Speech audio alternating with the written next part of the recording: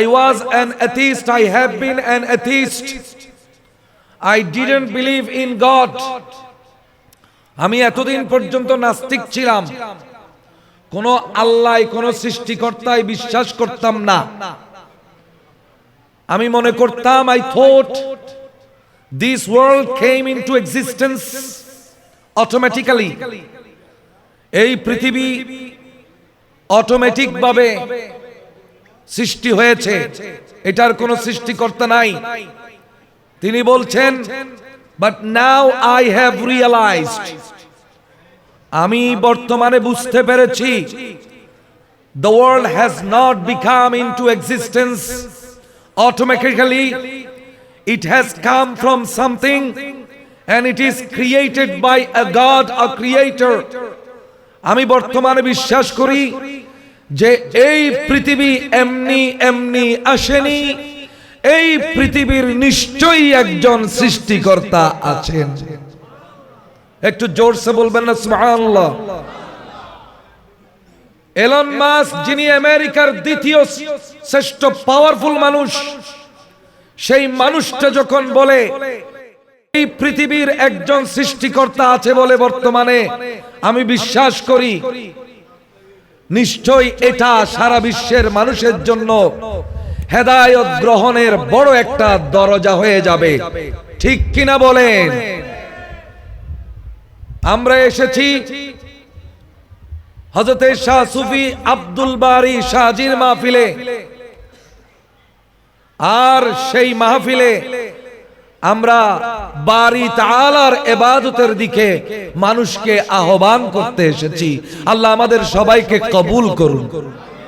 আমাদের সৃষ্টিকর্তাকে আরেকটু জোরে বলি, আমাদের সৃষ্টিকর্তাকে, সেই আল্লাহকে চেনার দরকার আছে নাকি নাই? মনে রাখবেন, আমরা অনেকেই মনে করি যে আমরা নামাজ পড়ি, এটা একটা আমল, আমরা রোজা রাখি, এটা একটা আমল, আমরা হজ করি, এটা একটা আমল, আমরা যাকাত দিই, এটা একটা আমল। মনে রাখবেন, এই আমলগুলোর চাইতে শ্রেষ্ঠ একটা আমল আছে। আমরা আমল করি আমাদের হাতে, আমরা আমল করি আমাদের চোখে, আমরা আমল করি আমাদের মাথায়, আমরা আমল করি আমাদের অঙ্গ দিয়ে, কিন্তু সব আমলের শ্রেষ্ঠ আমল হাত দিয়ে করা হয় না, পা দিয়ে করা হয় না, চোখ দিয়ে করা হয় না, সব চাইতে শ্রেষ্ঠ আমলটা করা হয় কলব দিয়ে। জোরে সোরে বলুন সুবহানাল্লাহ। আমার রাসূল বলছেন, আমি সেই আমলটা সব চাইতে বেশি করি, আমার চাইতে বেশি আমলদার কেউ নাই, আমি সবার চাইতে বেশি আমল করি, আর সেই আমলটার নাম হলো আল্লাহকে চিনতে পারা, আল্লাহকে জানতে পারা। ইন্নাল মারিফাতা আমালুল কলবি, মারিফত হলো কলবের আমল, এবং সেই আমল আমার কাছে সব চাইতে বেশি আছে। জোরে সোরে বলুন সুবহানাল্লাহ। তাহলে বলেন তো, সবচেয়ে শ্রেষ্ঠ আমল কি? কলবের মাধ্যমে কাকে চিনতে পারা? আল্লাহকে চিনতে পারা। ঠিক কিনা বলেন? এই আল্লাহকে চেনার দরবার হলো দরবারে বারিয়া শরীফ। দরবারে বারিয়া শরীফ প্রতিষ্ঠিত হয়েছে ধরে ধরে মানুষগুলোকে আল্লাহ চিনিয়ে দেওয়ার জন্য, আল্লাহ জানিয়ে দেওয়ার জন্য। আল্লাহ তাআলা এই দরবারের সাথে আমাদেরকে সংশ্লিষ্ট করেছেন, সম্পর্কিত করেছেন, এই দরবারের গোলাম বানিয়েছেন, এই দরবারের খাদেম বানিয়েছেন। শুকরিয়াতান সবাই বলি আলহামদুলিল্লাহ। একটু জোরে সোরে বলি। আমরা পৃথিবীর মধ্যে অনেকগুলো সেন্টেন্স বলি, assertive sentence, interrogative sentence, imperative sentence, আরো কত ধরনের সেন্টেন্স। আমাদের স্কুল কলেজ পড়ুয়া স্টুডেন্টরা কত ধরনের সেন্টেন্সের কথা বলে। যৌগিক বাক্য, সরল বাক্য, জটিল বাক্য, complex sentence, compound sentence, simple sentence. মনে রাখবেন, আমার রাসূল বলছেন পৃথিবীর সবচাইতে শ্রেষ্ঠ সেন্টেন্স হলো চারটি। জোরে সোরে বলি সুবহানাল্লাহ। পৃথিবীর সবচাইতে শ্রেষ্ঠ সেন্টেন্স কয়টি? একটি হলো আমার মুখে মুখে বলবেন সুবহানাল্লাহ, আরো জোরে বলি। দুই নম্বর আলহামদুলিল্লাহ, আরেকটু জোরে বলি। 3 নম্বর লা ইলাহা ইল্লাল্লাহ, 4 নম্বর আল্লাহু আকবার। এই চারটি হলো পৃথিবীর সবচাইতে শ্রেষ্ঠ সেন্টেন্স, শ্রেষ্ঠ বাক্য। আল্লাহ তাআলা এই সেন্টেন্স গুলো আমাদেরকে বলার তৌফিক দান করুন, সবাই বলুন আমিন। তো আল্লাহ তাআলা আজকে আমাদেরকে মাহফিলে আসার তৌফিক দান করলেন, একটু শুকরিয়া তান সবাই বলি আলহামদুলিল্লাহ, একটু জোরসে বলি। হাজারো লাখ কোটি দুরুদ আর সালাম পেশ করছি সেই নবী পাক সাহেবুল আউলাকের প্রতি, যেই নবীকে আমার আল্লাহ তাআলা উম্মতের জন্য দরদি বানিয়েছেন এবং কোরআনের মধ্যে ঘোষণা দিয়েছেন। সুবহানাল্লাহ বলি। আমার আল্লাহ তাআলা বলছেন, লাকাদ জাআকুম রাসূল,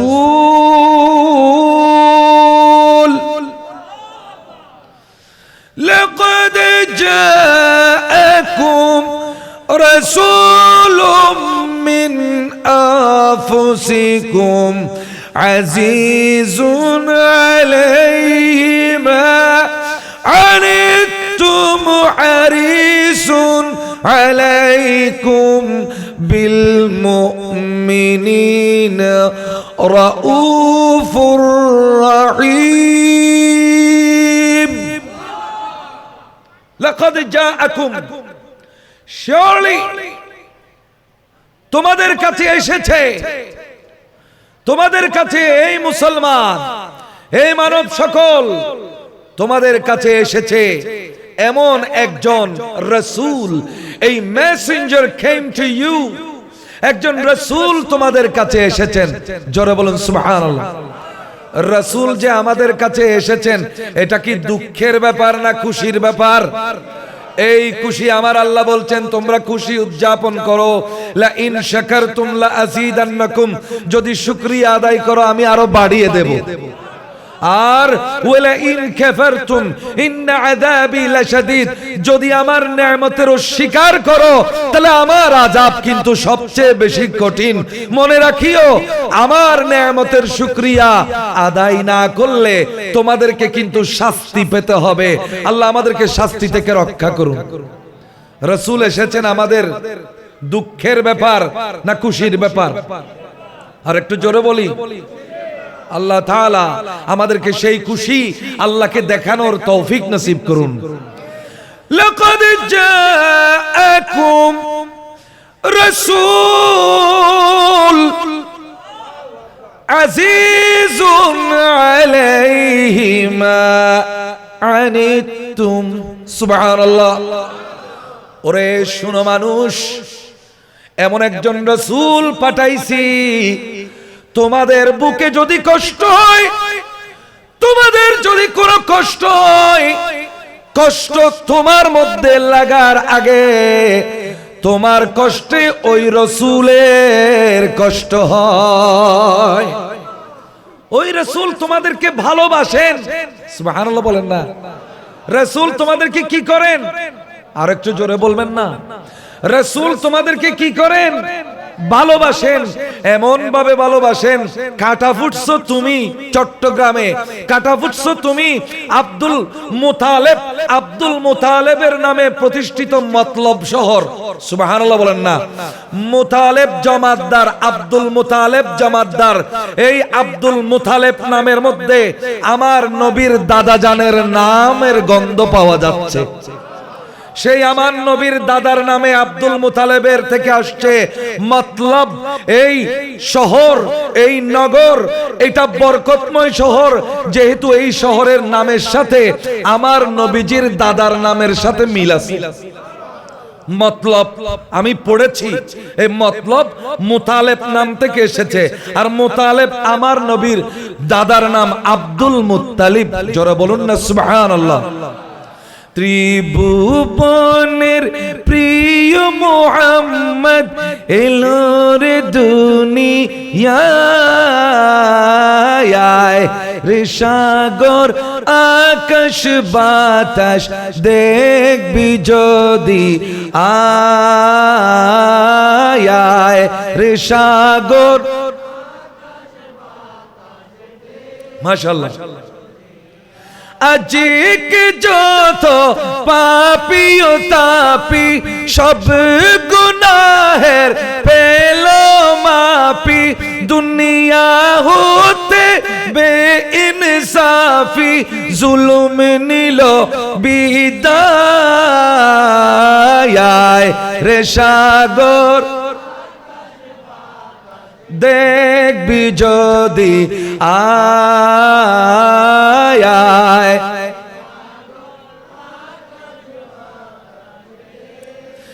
দেখ আমিনা মায়ের কোলে দোলে শিশু ইসলাম দোলে, কচি মুখে শাহাদাতের বাণী সে শোনায় রে সাগর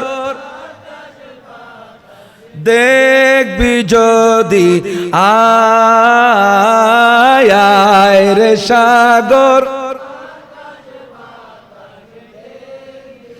আমার আল্লাহ বলছেন, শুনো আমার বান্দা, এমন একজন নবী, এমন একজন রাসূল তোমাদের কাছে পাঠিয়েছি, চাঁদপুর মতলবের মধ্যে তুমি একটা কাঁটা ফুটেছো, তুমি কষ্ট পাওয়ার আগে ওই রাসূলের মদিনায় পৌঁছে যায়।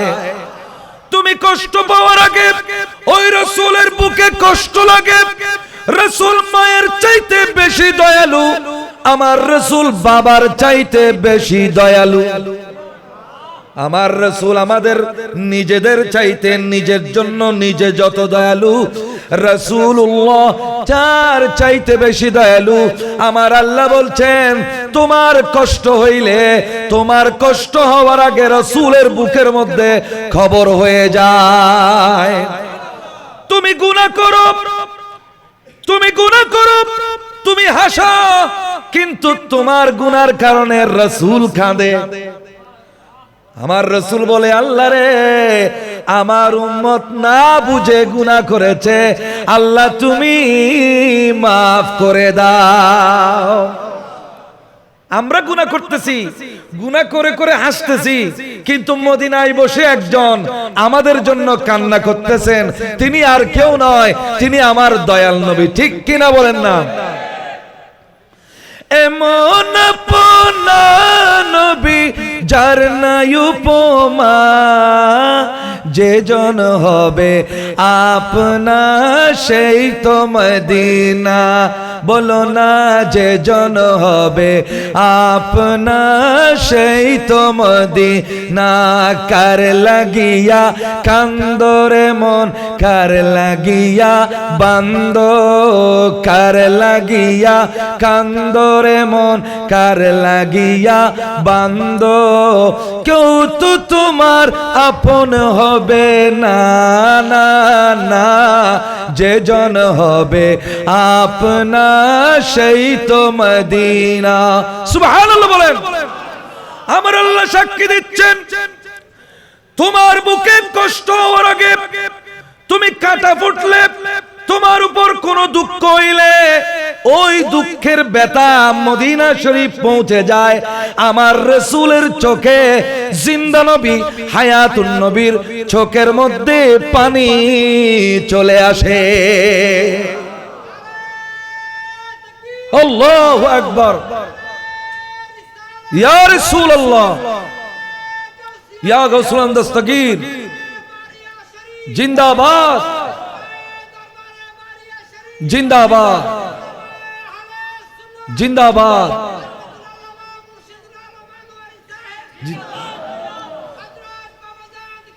জিন্দাবাদ।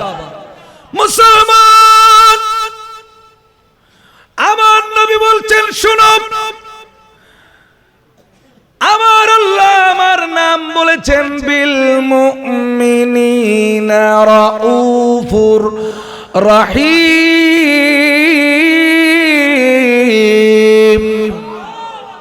ওরে আমাকে বলেছেন রাউফ, আমাকে বলেছেন রহিম। জোরে বলুন সুবহানাল্লাহ। আজকে মতলবের মানুষ রাউফ আর রহিমের মধ্যে পার্থক্যটা বুঝে যাবেন, জীবনটা ধন্য হয়ে যাবে।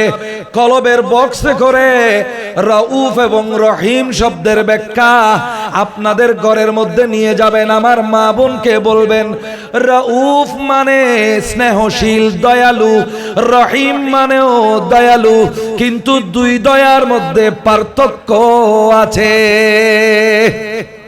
দুইটা দয়ার মধ্যে কি আছে? পার্থক্য আছে।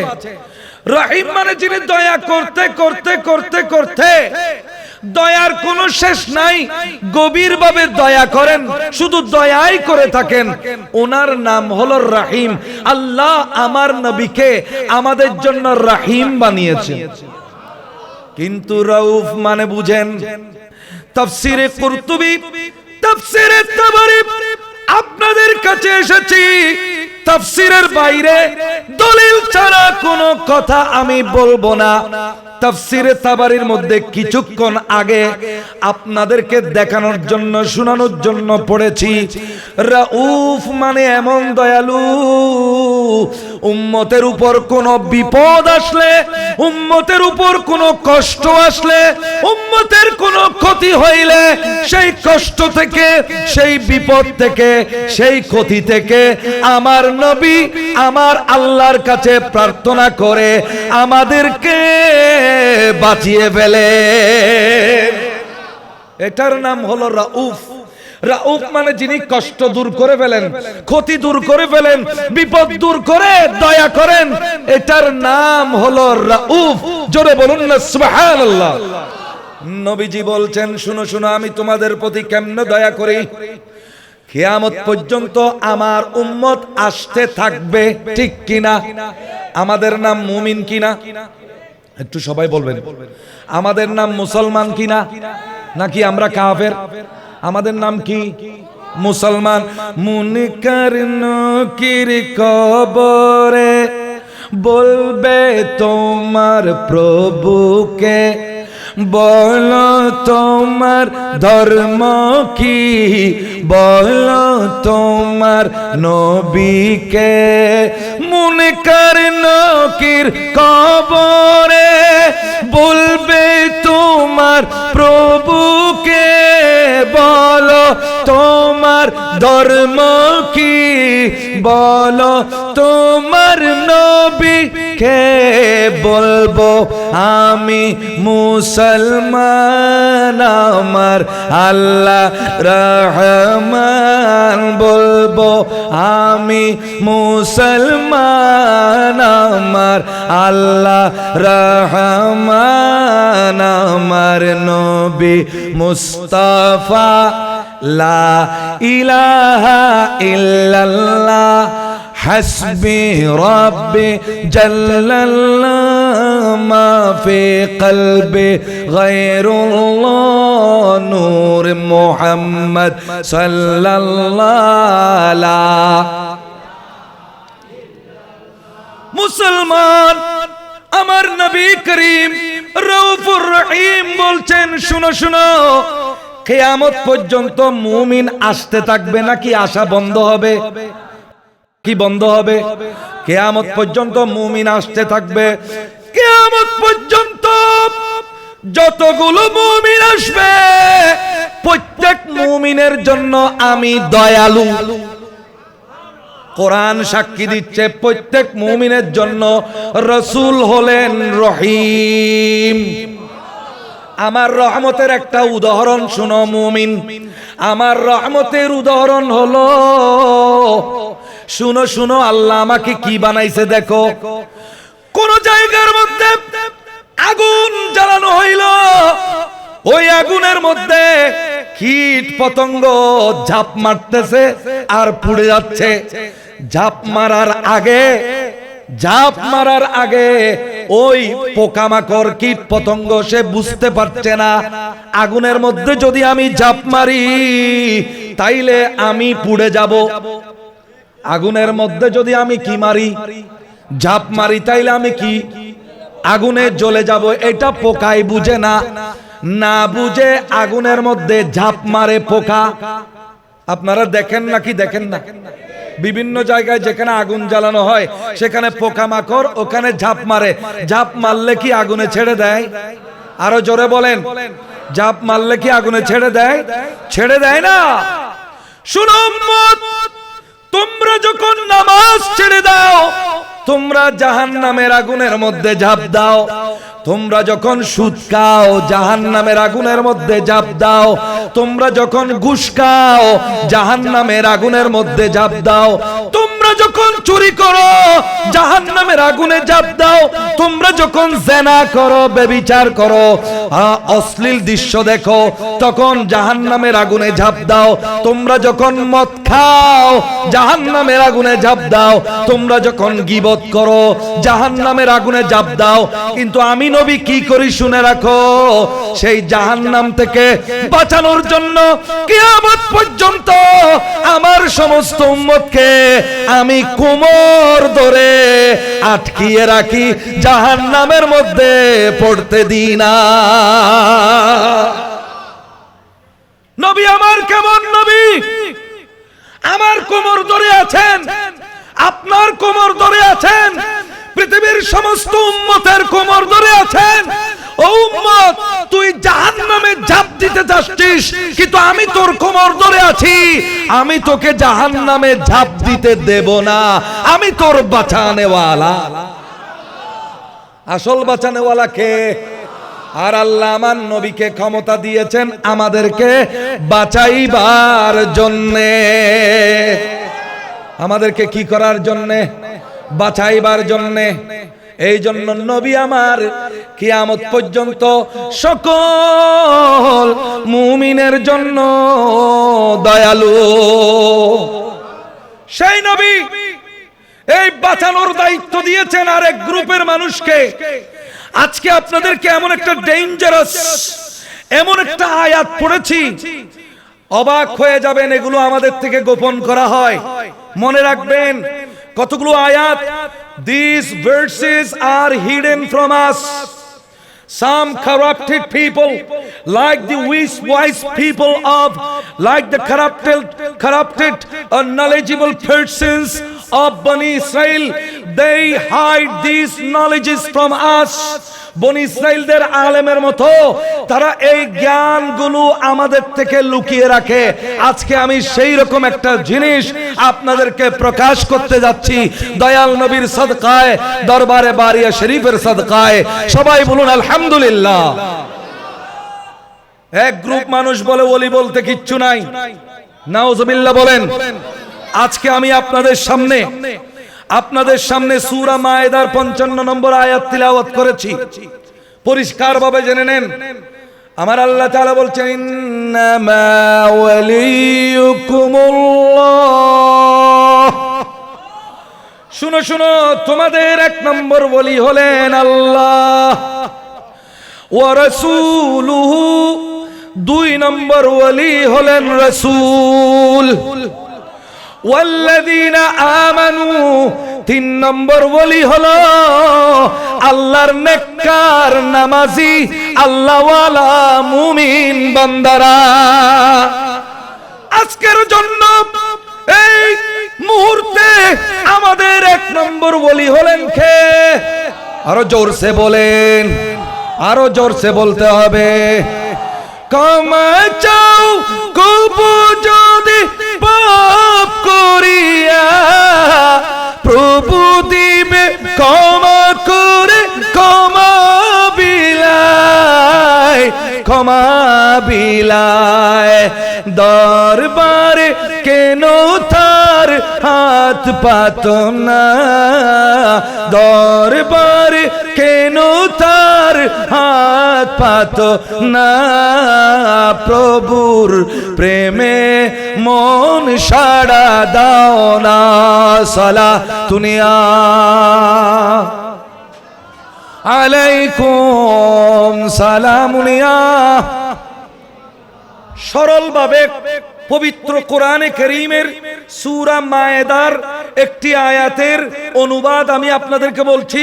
কোরআনের আয়াত ইন্নামা ওয়ালিয়ুকুমুল্লাহ, তোমাদের এক নম্বর ওয়ালি হলেন আল্লাহ, ওয়া রাসূলুহু, দুই নম্বর ওয়ালি হলেন রাসূল, ওয়াল্লাযীনা আমানুল্লাযীনা ইউকিমুনাস সালাতা, সমাজে নামাজ প্রতিষ্ঠাকারী, নামাজ কায়েমকারী, যাকাত প্রতিষ্ঠাকারী যে আল্লাহর ওয়ালিগণ আছে, যারা আদার এলাকার মধ্যে শাহজি বাড়ির মতো ওই কলবগুলো জ্বালাতে থাকেন, সেই ওয়ালিরা হলেন তোমাদের তিন নম্বর ওয়ালি।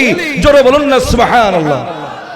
তো আমার আল্লাহর প্রতিনিধি হলেন রাসূল, আমার রাসূলের প্রতিনিধি হলেন শাহজি বাড়ি। আরো জোরে বলেন না। আল্লাহর এই জায়গায়, ফর দিস প্লেস, এই জায়গার জন্য আমার আল্লাহর প্রতিনিধি হলেন রাসূল, রাসূলের প্রতিনিধি হলেন কে? শাহজি বাড়ি। জোরে বলুন না সুবহানাল্লাহ। শাহজি বাড়ি এই হৃদয়গুলোর মধ্যে হেদায়েতের বাতি জ্বালিয়েছেন, ঠিক কিনা বলেন না? কারণ যারা আল্লাহ ওয়ালা হয়ে যান, আল্লাহ তাদেরকে নূরের মালিক করে দেন, ঠিক কিনা বলেন?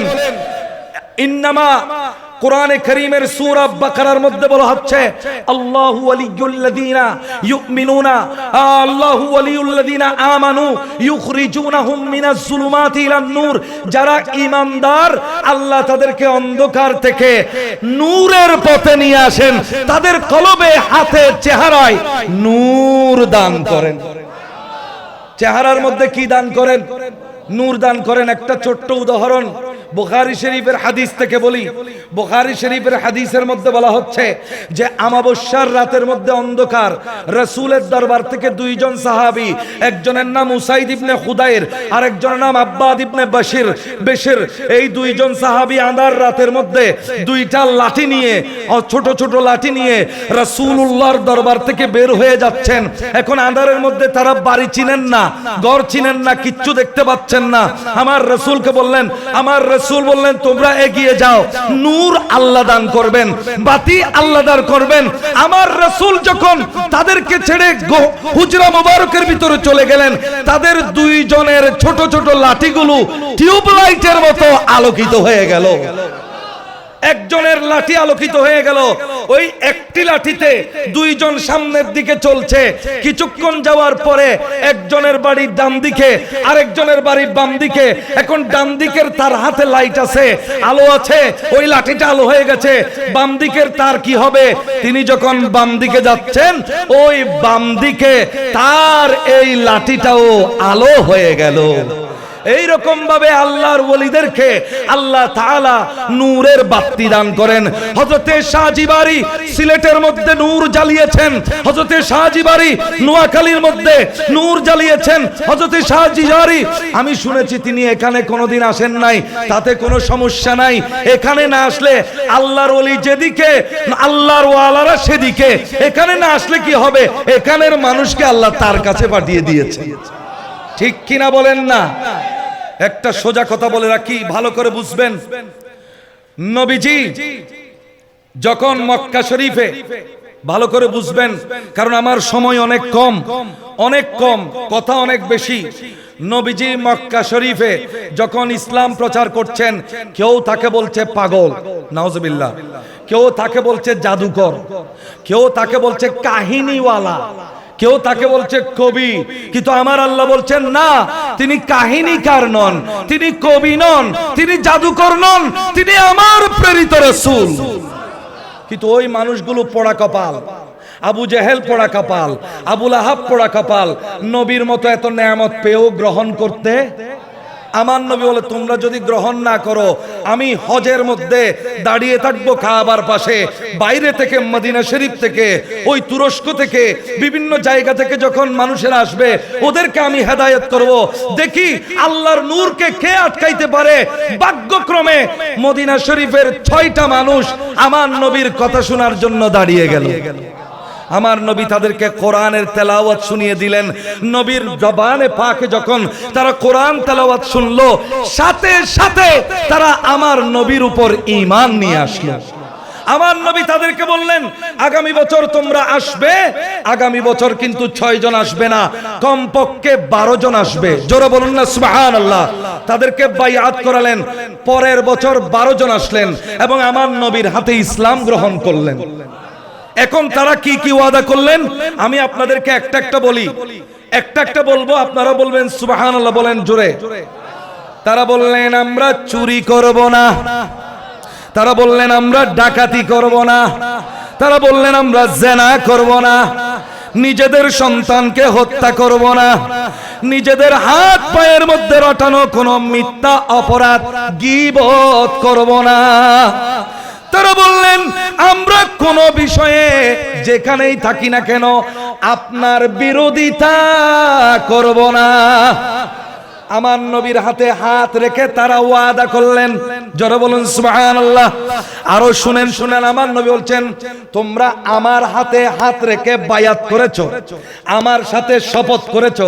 আজকের যুগেও আমরা নারী পুরুষ আমরা আপন পীর মুর্শিদের কাছে ওয়াদা করি, ঠিক কিনা বলেন না, যে আমি এই কাজগুলো করব, নামাজ পড়ব, রোজা রাখবো, হজ করব, যাকাত দিব, মিথ্যা বলবো না, চুরি করব না, জিনা করব না।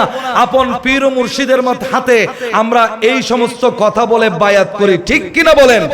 আমার রাসূল বলছেন তোমরা আমার হাতে হাত রেখে বায়াত করেছো। আরো কি কি, আরেকটু কি কি আমি আপনাদেরকে বলি। তারা বললেন যে আমরা সুখে হোক দুঃখে হোক, সুবহানাল্লাহ বলেন, সুখে হোক দুঃখে হোক সব অবস্থায় আমরা আপনার কথা জানবো, শুনবো, মানবো, সুবহানাল্লাহ বলেন। সৎ কাজের আদেশ দেব, অসৎ কাজ থেকে নিষেধ করব, সুবহানাল্লাহ বলেন। আল্লাহর ব্যাপারে আমরা সব সময় সত্য কথা বলবো, আল্লাহর পথে কোনো নিন্দাকারীর নিন্দাকে ভয় করব না, জোরে বলুন সুবহানাল্লাহ। আমার রাসূলের হাতে হাত রেখে তারা ওয়াদা করলেন। আমার রাসূল বললেন আমার সাথে ওয়াদা করে যাচ্ছ, তুমি মদিনায় যাও, তুমি পৃথিবীর যেই প্রান্তে যাও, যদি আমার সাথে করা শপথটা তুমি যদি পালন করো, আল্লাহর পক্ষ থেকে তুমি পুরস্কার পাবে। এটা কোনোদিন মনে করার সুযোগ নাই যে আমার পীর মুর্শিদ তো এখানে নাই, সুতরাং আমি একটু চুরি করে নি, আমি একটু ডাকাতি করে নি। তরিকতের রাস্তায় এগুলো চলে, কারণ আমার আল্লাহর চোখকে কেউ ফাঁকি দিতে, জোরে বলুন না সুবহানাল্লাহ। আমার নবী বললেন এই বছর 12 জন চলে যাচ্ছ, আগামী বছর তোমরা কমপক্ষে 24 জন আসবা, সুবহানাল্লাহ বলো। কয়জন আসবা? 24 জন। নবীজি একটা প্রতিনিধি পাঠালেন, মুসআব বিন উমাইর একজন প্রতিনিধি পাঠালেন। এই প্রতিনিধি গিয়ে এমন ভাবে হেদায়েত করলেন, পরের বছর 24 জন নয় 75 জন চলে আসলেন। 75 জনের মধ্যে 73 জন পুরুষ, 2 জন মহিলা, জোরে বলুন না সুবহানাল্লাহ। 2 জন কি? এখানে আমাদের মহিলা শ্রোতারা আছে নাকি নাই? ওনাদের জন্য এটা খুব বেশি দরকার। এই 2 জন মহিলা বলেন 75 জনের মধ্যে কয়জন পুরুষ? আরো জোরে বলেন। 73 জন পুরুষ আর 2 জন মহিলা। আমার নবী তাদেরকে বললেন আমার হাতে হাত রেখে বলো তোমরা যেখানে যাও আমার কথা মেনে চলবে, চুরি করবে না, ডাকাতি করবে না, অন্যায় করবে না, মানুষকে কষ্ট দিবে না, নামাজ পড়বে, ইসলাম কায়েম করবে, মানুষকে ইসলাম প্রচার করবে, যেখানে যাও আমার কথা মনে চলবে। সবাই আমার নবীর হাতে হাত দিয়ে বললেন ইয়া রাসূলুল্লাহ অক্ষরে অক্ষরে আপনার হাতে হাত দিয়ে বায়াত করলাম এবং আপনার কথাগুলো আমরা মেনে চলবো, জোরে বলুন সুবহানাল্লাহ।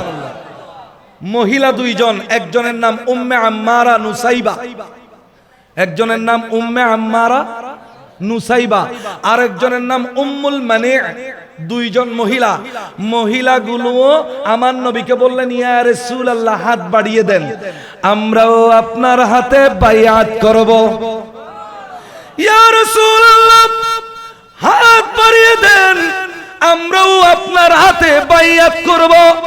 আমার রাসূল বলেন আমি মহিলাদের হাতে হাত রেখে বাইআত করি না। আবার বলেন কি বলেছি? আমি মহিলাদের হাতে হাত রেখে কি করি না? বাইআত করি না। তোমরা দূর থেকে আমার মুখে মুখে বলো। উম্মে আম্মারা বললেন ইয়া রাসূলুল্লাহ আপনি একবার মদিনা শরীফ এসে দেখেন, আমার নবী বলছেন, শুনো শুনো, আমি যখন মদিনায় যাব তোমাদের মেহমান হয়ে, একদিন আমাকে যেতে হবে, অবশ্যই তোমরা আমাকে সম্মান করবা, এবং আর শত্রুরা যদি আমার কোনো ক্ষতি করতে চায় তোমরা আমাকে অবশ্যই তাই সেই শত্রুর হাত থেকে আমাকে রক্ষা করবে। তাহলে একজন মেহমান, আপনার পীর মুর্শিদ যখন আপনার এলাকার মধ্যে আসবেন, তাকে সর্বোচ্চ সম্মান করা এটা আপনার দায়িত্ব, ঠিক কিনা বলেন না? তাকে মাথার উপর রাখা এটা আপনার দায়িত্ব, ঠিক কিনা বলেন? তাকে কলবের মধ্যে স্থান দেওয়া এটা আপনার দায়িত্ব, ঠিক কিনা বলেন? উম্মে আম্মারা বললেন, ইয়া রাসূলুল্লাহ, একবার আপনি মদিনায় এসে দেখেন, ভালো করে শুনবেন, বিশেষ করে আমার মা বোনেরা ভালো করে শুনবেন, আপনারা যারা আছেন আপনারা ঘরের মধ্যে গিয়ে আমার মা বোনকে বলবেন। উম্মে আম্মারা বললেন, ইয়া রাসূলুল্লাহ, আপনি একটু মদিনায় এসে দেখেন কিভাবে জান মাল পরিবার কোরবান করতে হয়, আমি আপনাকে দেখিয়ে দেব। জান মাল কিভাবে কোরবান করতে হয় আমি আপনাকে। নবীজি মদিনায় হিজরত করলেন, করেন নাই? আরো জোরে। ইসলাম তো মক্কায় নয় মদিনায় প্রতিষ্ঠিত হয়েছে, ঠিক কিনা বলেন? ইসলাম প্রতিষ্ঠিত হয়েছে কোথায়? একটু আমার মুখে বলেন, সোনার মদিনা, আমার প্রাণের মদিনা, সোনার মদিনা, আমার প্রাণের মদিনা, সব ভুলিব কিন্তু তোমায় বলতে পারি না, আমি সব ভুলিব কিন্তু তোমায়। ইয়াসব নামে তুমি ছিলে অলক্ষণের দেশ, বড়ই মারাত্মক ছিল তোমার পরিবেশ। ইয়াসব নামে তুমি ছিলে অলক্ষণের দেশ, বড়ই মারাত্মক ছিল তোমার পরিবেশ। ওরে নবীর ছোঁয়ায় হলে তুমি সোনার মদিনা, নবীর ছোঁয়ায় হলে তুমি সোনার মদিনা, সব ভুলিব কিন্তু তোমায় বলতে পারি না, আমি সব ভুলিব। মুসলমান উম্মে আম্মারা মহিলা নবীর হাতে হাত দেয় নাই, আমার নবী মানা করেছেন। কি বলেছেন? মহিলার হাতে আমি কি দিই না, হাত দিই না, তুমি দূর থেকে আমার বাইআত করো, তুমি দূর থেকে আমার কি করো, আমার মুখে মুখে বলো তুমি চুরি করবা না, ডাকাতি করবা না, গীবত করবা না, আর কখনো আমাকে অমান্য করবা না, আর যাকেই দেখো ইসলাম প্রচার করবে। উম্মে আম্মারা বললেন, আপনি একবার মদিনায় এসে দেখেন জান কিভাবে কোরবান করতে হয় আমি দেখায় দিব, মাল কিভাবে কোরবান করতে হয় দেখিয়ে দিব, সন্তান সন্ততি কিভাবে কোরবান করতে হয় আমি দেখিয়ে দেব। আল্লাহু আকবার। আমার নবী করিম সাল্লাল্লাহু আলাইহি ওয়াসাল্লাম মদিনায় হিজরত করলেন। হিজরত করার পরে শুনতে পেলেন মুসাইলামা নামে একজনে বন্ড নবী, সে আমার নবীর চ্যালেঞ্জ দিয়েছে যে তুমি যেমন নবী আমিও নবী। একটু জোরে বলবেন না নাউজুবিল্লাহ। আপনারা কি আমার ওয়াজ বুঝতেছেন? আর একটু জোরে বলেন, বুঝতেছেন? তুমি যেমন নবী আমিও নবী, সুতরাং নবুয়তের ভাগ আমাকে দিতে হবে। কে বলছে? মুসাইলামাতুল কাজ্জাব। আমার নবী বললেন, আমি মুসাইলামার কাছে একজন মানুষ পাঠাবো একটা চিঠি নিয়ে, তাকে হেদায়েত করার জন্য, এই ভুল থেকে ফেরত আসার জন্য। খেয়ে আছো আমার প্রতিনিধি হয়ে মুসাইলামার কাছে যাবে। আল্লাহু আকবার। ওই উম্মে আম্মারা চিনতে পারছেন? উম্মে আম্মারা কে চিনতে পারছেন? কে? যিনি আমার নবীর হাতে বায়াত করে এসেছিলেন মক্কায়। উম্মে আম্মারা চলে এসেছেন, এসে বলছেন, ইয়া রাসূলুল্লাহ, এইটা হলো আমার ছেলে, নাম হলো হাবিব। সুবহানাল্লাহ বলেন। এইটা হলো আমার ছেলে, নাম হলো কি? আরো জোরে, আরো জোরে। এইটা হলো আমার ছেলের নাম হলো কি হাবিব, এইটাকে পাঠিয়ে দেন। আমার নবী একটা চিঠি লিখলেন, চিঠি লিখে হাবিবের হাতে দিলেন, বলে এটা মুসাইলামাতুল কাজ্জাবকে দাও। ওখানে লেখা আছে, ও মুসাইলামাতুল কাজ্জাব, নবুয়ত এটা বোটাবুটির জিনিস নয়, একজন আরেকজনকে দিতে পারে না, নবুয়ত একমাত্র কে দিবে? আর একটু জোরসে বলেন। উম্মে আম্মারা নিজের ছেলে হাবিবকে পাঠাইলেন। মুসাইলামা কি করলো? হাবিবের হাত কাটলো, প্রথমে বাম হাত, তারপরে ডান হাত কাটলো, তারপরে কান কাটলো, তারপরে নাক কাটলো, তারপরে জিহ্বা কাটলো, তারপরে হাঁটু কাটলো, তারপরে কোমর কাটলো। শরীরকে টুকরা টুকরা করতে করতে 100 টুকরা করে আমার নবীর কাছে এই হাবিবকে পাঠাই দিল। উম্মে আম্মারা অর্থাৎ এই ছেলের মা খবর পাইলেন, এসে আমার রাসূল বললেন, হাই হাই কি হইল? উম্মে আম্মারা বলছেন, ইয়া রাসূলুল্লাহ আপনি দুঃখ করিয়েন না, শুনেন আমি কি বলছি। আমি বলছি আলহামদুলিল্লাহ।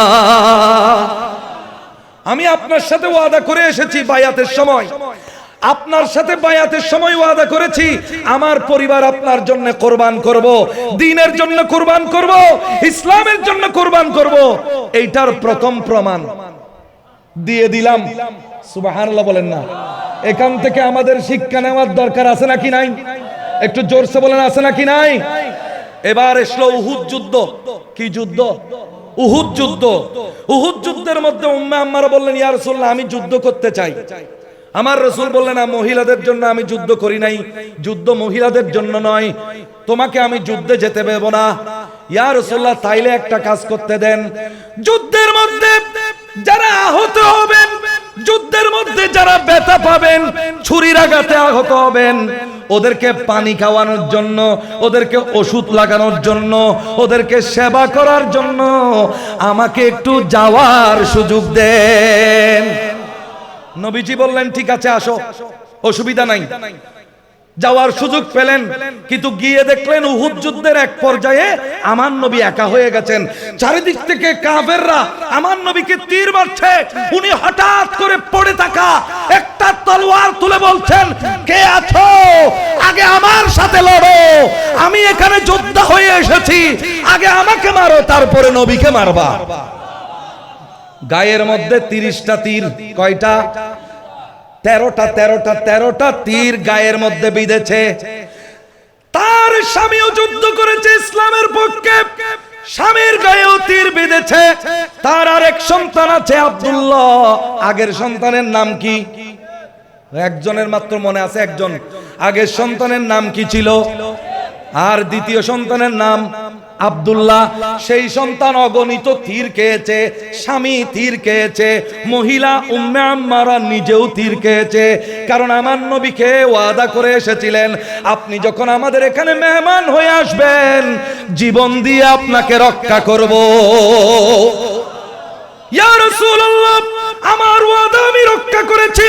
আমার রাসূল বললেন, শোনো শোনো, তুমি তো আমার কারণে তোমার জান দিয়ে দিলা, মাল দিয়ে দিলা, জীবনটা দিয়ে দিলা, নিজে তীর খাইলা, স্বামী তীর খাইলো, সন্তানে তীর খাইলো, আর এক সন্তান টুকরা টুকরা হইল। ও উম্মে আম্মারা তুমি আমার কাছে কি চাও বলো? তুমি আমার কাছে কি চাও? তাহলে যিনি বলছেন আমার কাছে কি চাও, নিশ্চয়ই তার দেওয়ার ক্ষমতা আছে। আছে নাকি নাই? নবীজির দেওয়ার ক্ষমতা আছে নাকি নাই? পীর মুর্শিদের দেওয়ার ক্ষমতা আছে নাকি নাই? আমার নবী বলছেন, কি চাইবা চাও, আমার কাছে চাও, এখন চেয়ে নাও। উম্মে আম্মারা বলছেন, ইয়া রাসূলুল্লাহ দুনিয়ার কোন সম্পদ চাই না, দুনিয়ার বাড়ি গাড়ি কিছু চাই না, ঘর চাই না। ইয়া রাসূলুল্লাহ আমরা পুরো ফ্যামিলি, আমার স্বামী আর সন্তান নিয়ে জান্নাতে আপনার কদমে থাকতে চাই। আমার রাসূল বললেন, আমি কবুল করে নিলাম, আল্লাহ এদের সবাইকে জান্নাতে আমার সাথে রাখিও। আমার নবীর ক্ষমতা আছে নাকি নাই? আর একটু জোরে আছে নাকি নাই?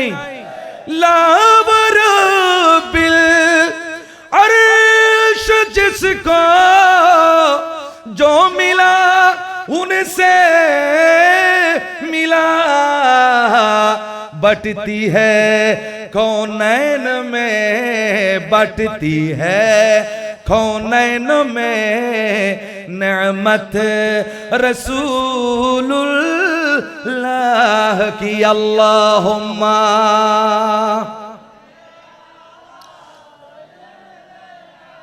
मौलाना मुहम्मद व अला आले सय्यिदिना। শুনেন, আমি আপনাদের সামনে, আমার সময় আর বেশি নাই, খুব তাড়াতাড়ি একটি আমার ওয়াজ শেষ করতেছি। আমার লাস্ট কথাগুলো আর একটু বেশি ইম্পর্টেন্ট, মনে রাখবেন। লাস্ট কথাগুলো আর একটু বেশি ইম্পর্টেন্ট। আমরা কার মাহফিলে এসেছি? শাহজি বাড়ির মাহফিলে। শাহজি বাড়ি এত কেমনে দামি হইলেন? কারণ শাহজি বাড়ি আমার নবীর খেদমত করেছেন, শাহজি বাড়ি আমার খুদার খেদমত করেছেন, এই জন্য শাহজি বাড়ি দামি হয়ে গেছেন। যারা এভাবে আল্লাহর পথে হাঁটবে, যারা রাসূলের পথে হাঁটবে, এভাবেই দামি হয়ে যাবে। যারা চট্টগ্রাম শহরে গিয়েছেন তারা দেখেছেন নূরের বাতি হয়ে এই বৌদ্ধ পাড়ার মধ্যে, বিধর্মী পাড়ার মধ্যে নূরের বাতি হয়ে ওই আলামিন বারিয়া কামিল মডেল মাদ্রাসা ইসলামের চেরাগ পুরো চট্টগ্রামের মধ্যে জ্বালিয়ে দিয়েছে। যেখানে কোনো ইসলামের নামগন্ধ ছিল না, শাহজি বাড়ি সেখানে ইসলামের বাতি জ্বালাইছেন। আল্লাহর ওলিদের পক্ষে এটা সম্ভব নাকি সম্ভব নয়? কারণ আল্লাহর ওলিদের জন্য পুরো বিশ্বকে আল্লাহ অধীনস্থ করে দেন। শুনেন, আজকে যে আয়াত পড়েছি, আয়াতটার অর্থটা একটু বুঝে নেন। আপনাদের থেকে আমি জিজ্ঞেস করি, ওলি শব্দের কমপক্ষে 5টা অর্থ বলেন। আগে একটা বলি, ওলি শব্দের একটা অর্থ বলেন, যে কোনো একজন বলেন। এতগুলো মানুষ দীর্ঘদিন ধরে ওয়াজ শুনছেন, ওলি শব্দের একটা অর্থ বলেন।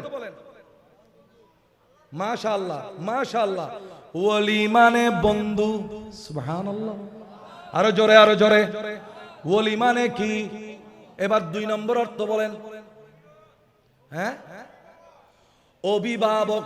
জোরে বলুন সুবহানাল্লাহ। দুইটাই আপনারা বলেছেন, আমি এখনো বলি নাই, আমার থেকে একটা অর্থ বলি নাই, আপনারাই 2টা অর্থ বলেছেন। তাহলে ওলি, আল্লাহ ওলি, রাসূল ওলি, শাহজি বাড়ি ওলি। তাহলে শাহজি বাড়ি আমাদের বন্ধু, শাহজি বাড়ি আমাদের অভিভাবক, মৌলা। সুবহানাল্লাহ বলেন না? 3 নম্বর আরেকটা অর্থ আপনারাই বলেন। 2টা শুধু, আরো বলেন না? এগুলো তাফসীরের কিতাবে লেখা আছে, আরো বলেন। ওলি মানে সঙ্গী। আল্লাহু আকবার। ওলি মানে সাহায্যকারী। ওলি মানে কি? আরো জোরে বলেন না? ওলি মানে পথ প্রদর্শক। সুবহানাল্লাহ বলবেন না? ওলি মানে কি? পথ প্রদর্শক। এখন পর্যন্ত কয়টা বললাম? 5টি। বন্ধু, সঙ্গী, অভিভাবক, সাহায্যকারী, পথ প্রদর্শক। জোরে বলুন সুবহানাল্লাহ। আল্লাহর ওলিরা আমাদের বন্ধু, আল্লাহর ওলি শাহজি বাড়ি আমাদের পথ প্রদর্শক, আল্লাহর ওলি শাহজি বাড়ি আমাদের গার্ডিয়ান। সুবহানাল্লাহ। এই গার্ডিয়ানের কথা আমাদেরকে মেনে চলতে হবে না কি হবে না? উনি রওজায়ে পাকের মধ্যে আছেন, কিন্তু আমাদের সাথে একটা সম্পর্ক আছে নাকি নাই? ইনাদের সম্পর্ক মাজারে পাকে শুইলেও শেষ হয়ে যায় না, কারণ এটা দেহের সম্পর্ক নয়, এটা হলো রূহের সম্পর্ক। এটা হলো কিসের সম্পর্ক? শুনেন একটা কথা, আল্লাহর ওলিদের কাজ কি জানেন? আল্লাহর ওলিদের কাজ হলো মানুষের মরা কলবকে জিন্দা করা। মানুষের মরা কলবকে কি করা? শুনেন, আল্লাহর ওলিকে আকাশের সূর্য সম্মান করে, আল্লাহর ওলিকে আকাশের চন্দ্র সম্মান করে, আল্লাহর ওলিকে কুকুর পর্যন্ত সম্মান করে। আসহাবে কাহাফের ওই 7 জন যখন পালিয়ে যাচ্ছিলেন ঈমান রক্ষার জন্য, কুকুর একটা সামনে চলে আসছে, কুকুরের জবান আল্লাহ খুলে দিলেন, ওগো আল্লাহর ওলিরা, আমি আপনাদেরকে ভালোবাসি, আমি আপনাদেরকে কি? ওরা বলছে না তুমি আমাদের সাথে আসিও না, তুমি কেউ কেউ করবে, আমরা ধরা পড়ে যাব। উনি বলছেন, কুকুর বলছেন আমি গেউ গেউ করব না, বরং আমি পাহারাদার হব, কারণ আমি আপনাদেরকে ভালোবাসি। সুবহানাল্লাহ বলবেন না? আর একটু জোরে বলেন না সুবহানাল্লাহ। শুনেন শুনেন, আমার নবীর একজন গোলাম ছিলেন, নাম ছিল সফিনা। কি নাম? আরো জোরে আরো জোরে। নাম ছিল সফিনা। আরো জোরে বলেন না। নবীর একজন গোলাম ছিলেন, নাম ছিল কি? সফিনা। আমার নবী তার নাম রেখেছেন সফিনা। সফিনা মানে জাহাজ। সফিনা মানে কি? সেই সফিনা একা 40 জনের মালামাল নিয়ে নদী পার হয়ে যেতে পারতেন, কারণ নামটা দিয়েছেন আমার নবী। সফিনা মানে জাহাজ। সফিনা মানে কি? জাহাজ। এই সফিনা মানে জাহাজ। আমার নবী যখন জাহাজ নাম দিয়েছেন, 40 জনের বোঝাই মাল একা নিয়ে সাগর পাড়ি দিতে পারতেন। সেই সফিনা একদিন সাগরের মাঝখানে হঠাৎ ঝড় শুরু হয়ে গেল, পুরো জাহাজটাই ভেঙে গেল। সাগরের মাঝখানে নদীতে পড়ে গেলেন, সাগরে পড়ে গেলেন। এখন কিভাবে পারে আসবেন? হঠাৎ করে জাহাজের একটা তক্তা ধরলেন। কি তক্তা? এই তক্তা ধরে তিনি ঘুমিয়ে গেলেন। ঘুম থেকে উঠে দেখেন তিনি কুলে চলে এসেছেন। কোথায় চলে এসেছেন? কুলে চলে এসেছেন। কুলে চলে আসছেন, কিন্তু মদিনার রাস্তা কোথায় তিনি চিনতেছেন না, কারণ পুরোটাই জঙ্গল। ভয়ানক ভয়ঙ্কর একটা জঙ্গল সাগরের পাশে। উনি বলছেন আল্লাহর নাম ধরে হাঁটা দিলাম, কারণ আল্লাহর প্রিয় বান্দারা আল্লাহর উপর ভরসা করে বেশি। ঠিক কিনা বলেন না? তারা আল্লাহর উপর কি করে? ভরসা করে। দে দে পাল তুলে দে, মাঝি হেলা করিস না। দে দে পাল তুলে দে, মাঝি হেলা করিস না। ছেড়ে দে নৌকায় আমি যাব মদিনা। ছেড়ে দে নৌকায় আমি যাব মদিনা। সুবহানাল্লাহ বলেন। আমি এটা পুরা গাইতাম, কিন্তু আমার সময় নাই, সময় অত্যন্ত কম। শুনেন, তিনি বলছেন আমি হাঁটা শুরু করলাম, বিসমিল্লাহ আল্লাহর নাম নিয়ে হাঁটা শুরু করলাম। পথ দেখাবে কে? কারণ আমি, আল্লাহ হলেন আমার ওলি। আল্লাহ হলেন আমার কি? ওলি। আমি নবীর গোলাম। হঠাৎ করে বনের ভিতর থেকে একটা বাঘ চলে আসলো, ভয়ানক একটা বাঘ। এই বাঘ এসে তাকে আক্রমণ করতে চাইলো, থাবা বসিয়ে দিবে। হঠাৎ করে তিনি বললেন, খবরদার খবরদার খবরদার বাঘ, আমি হলাম নবীর গোলাম। জোরসে বলেন, আমি নবীর কি? আমার গায়ের মধ্যে আঁচড় লাগাইলে খবর আছে। খবরদার, আমি নবীর গোলাম সফিনা। এই কথা বলার সাথে সাথে বাঘে মাথা নিচু করে ফেললো। এগুলো ডাইরেক্ট খবর, হাদিস, এখানে কোনো ভুল নাই। মাথা নিচু করে ফেলল এবং ইশারা করলো, এমন ভাবে ইশারা করলো, অর্থাৎ বলল যে আমি যাচ্ছি, আপনাকে মদিনার পথ দেখিয়ে দেব, আপনি আমার পিছনে পিছনে আসেন। আসলো খাইতে, আসলো কি? কিন্তু হয়ে গেল পথ প্রদর্শক, কারণ আমার নবীর গোলাম। ঠিক কিনা? এভাবে যারা আমার নবীর সাথে গোলামের সম্পর্ক রাখে, আমার নবীর আওলাদে পাক হয়, আমার নবীর দ্বীনের জন্য যারা সেবক হয়ে যায়, আকাশের পাখি জমিনের পশু তাদের গোলাম হয়ে যায়। আমার শাহজি বাড়ি সিলেটের মধ্যে, শাহ সুন্দরের মাজার যদি আপনারা যান, সেখানে এখনো একটা পাথর দেখতে পাবেন যেখানে আমার শাহজি বাড়ি বসে ধ্যান করেছিলেন। এখানে ধ্যান করেছিলেন আল্লাহকে পাওয়ার জন্য, যেখানে মানুষ যাইতে ভয় করত। কিন্তু আমার নবীর হাদিসের মধ্যে লেখা আছে, লা ইয়াখাফুনা ইযা খাফান নাস ওয়ালা ইয়াহজানুনা ইযা হাজিনান নাস। মানুষ যেখানে ভয় পায়, আল্লাহর ওলিরা সেখানে ভয় পায় না। মানুষ যেখানে পেরেশান হয়, আল্লাহর ওলিরা সেখানে পেরেশান হয় না। বনের মাঝে বাগদের মাঝে হযরতে শাহ জিবারি আল্লাহর ইবাদতের মধ্যে রত হইতেন, বাঘ তার পাশে এসে তাকে পাহারা দিত। রিজিকের কোন ধরনের রিজিকের চিন্তা করেন নাই, কারণ শাহ জিবারির একটা নীতি আমি প্রত্যেকে শুনেছি। শাহ জিবারিকে তো আমি দিনের জীবনে দেখেছি মাত্র 2 বার, কিন্তু শাহ জিবারির এক মুরিদ আমাদের বাড়ির পাশে থাকে। উনি আমাকে একটা কাহিনী বললেন, আল্লাহর ওলিদের কশফ কারামত কি রকম দেখেন। উনি বললেন, একদিন আমি ঘর থেকে বের হলাম, আমি শাহ জিবারির গোলাম, শাহ জিবারি আমার মুনিব। আমি ঘর থেকে বের হলাম যে আমি 5000 টাকা আজকে শাহ জিবারির হাতের মধ্যে দেব। কয় হাজার টাকা? 5000 টাকা। কোনো অনুষ্ঠান ছিল না, কোনো কিচ্ছু ছিল না, এমনি দেখা করতে যাবেন। গিয়ে দেখলেন যে শাহ জিবারি হঠাৎ করে, এরকম মাঝে মাঝে করতেন, হঠাৎ করে তিনি বলছেন আজকে একটা মাহফিল করব। না আছে প্যান্ডেল, না আছে কিছু প্রস্তুতি, বলে না আমি আজকে একটা মাহফিল করব। এই কে কি করতে পারো দেখো। এক একজন এক একটা জোগাড় করে দিল। জোগাড় করতে করতে করতে শেষ পর্যন্ত বলছে আচ্ছা সব জোগাড় হয়েছে? বলে যে না সব জোগাড় হয়েছে, তবে যে বাজেট করেছি এই বাজেটের মধ্যে 5000 টাকা কম পড়ে যাচ্ছে। তখন শাহ জিবারি বললেন, ওই আমার নুরুল আমিন, ওই যে ওর পকেটে 5000 টাকা আছে, এইটা ওর থেকে নিয়ে নাও। জোরে সরে বলুন না সুবহানাল্লাহ। এই যে উনি ঘর থেকে নিয়ত করে বের হয়েছেন আমি শাহ জিবারির হাতের মধ্যে 5000 টাকা দিব, শাহ জিবারির এটা খবর হয়ে গেছে। এটাই হলো আল্লাহর ওলিদের কশফ কারামত। জোরে বলুন না সুবহানাল্লাহ। সেই কারামত, সেই শক্তি জলেও চলে, স্থলেও চলে। সাগরের মধ্যে জাহাজে করে হজে যাচ্ছেন শাহ জিবারি, জাহাজে করে হজে যাচ্ছেন।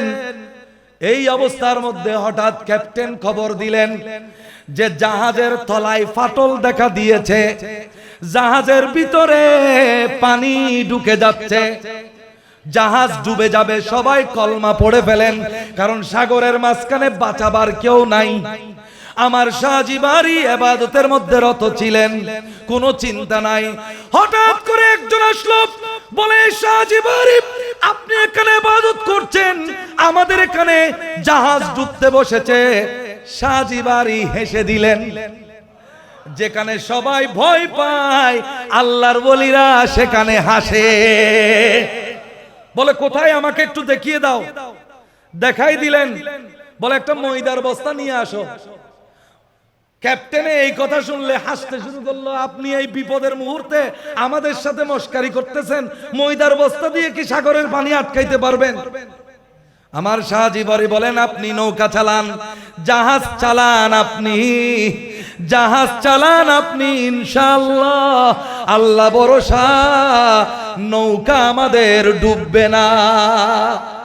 ওই ময়দার বস্তা এইভাবে দিলেন, জাহাজের ভিতরে আর কোনো পানি ঢুকতে পারে নাই। আল্লাহর সমস্ত হাজী বান্দারা হজ করার জন্য নিরাপদে মক্কা গিয়ে পৌঁছলে। এটার নাম হলো শাহ জিবারি। ঠিক কিনা বলেন না? এখানের মানুষগুলো আমি শুনেছি শাহ জিবারি এখানে আসেন নাই, কিন্তু শাহ জিবারি এমন একটা আকর্ষণ, এমন একটা চুম্বক, যেই শাহ জিবারির আকর্ষণে শেষ পর্যন্ত মানুষ দরবারে বাড়িয়ার মধ্যে ছুটে যেতে যেতে যেতে যেতে এখানে শাহ জিবারির দরবার হয়ে গেছে, যেখানে শাহ জিবারি একবারও আসেন নাই।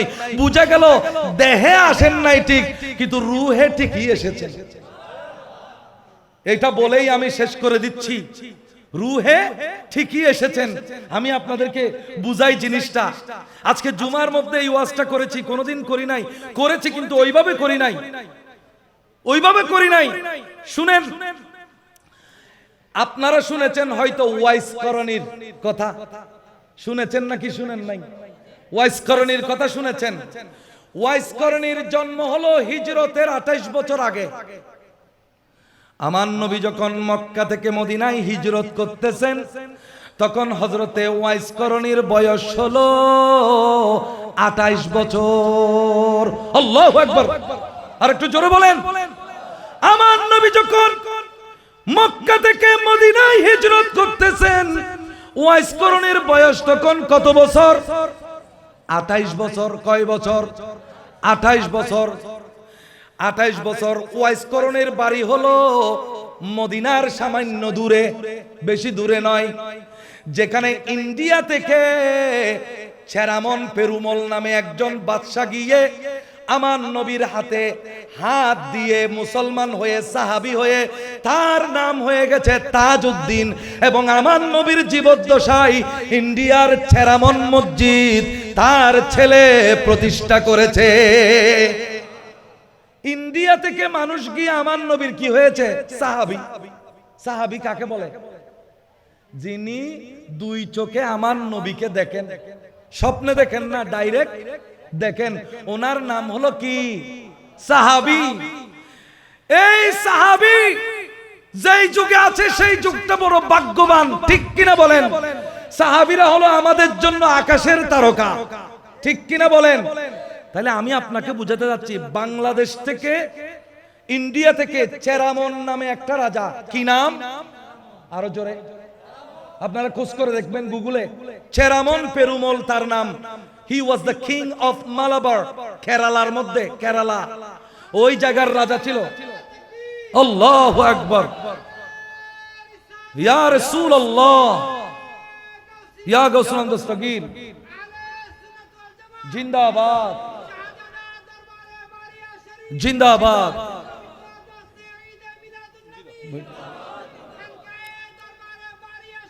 জিন্দাবাদ।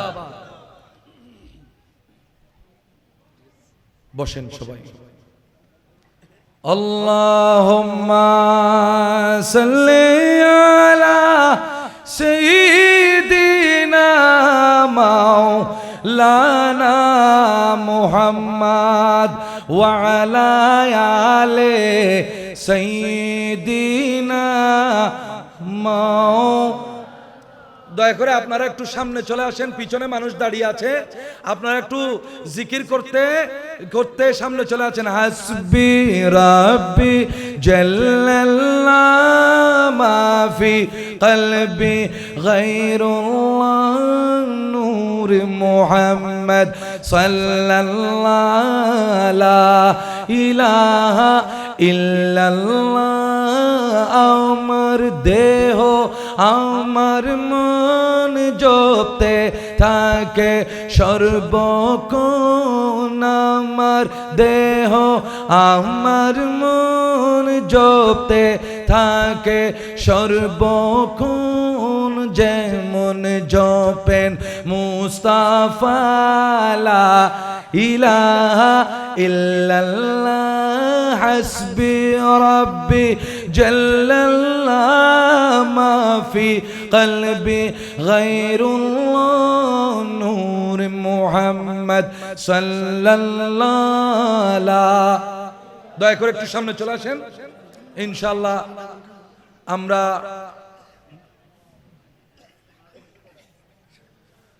যেহেতু আমার টাইম ছিল 10:30টায়, আমি ওয়াইস করণের একটা কথা বলেছিলাম, এটা আমার এখন যেহেতু সময় মতো শেষ করতে হবে, ইনশাল্লাহ এটা হয়ে যাবে এক সময়, আপনাদের জেনে যাবেন। যেটা আমার বলার কথা ছিল যে আমার রসুল, আমরা আছি বাংলাদেশে, নবী আছে মদিনায়, রসুল কিন্তু আমাদের খবর রাখেন, ঠিক কিনা বলেন না?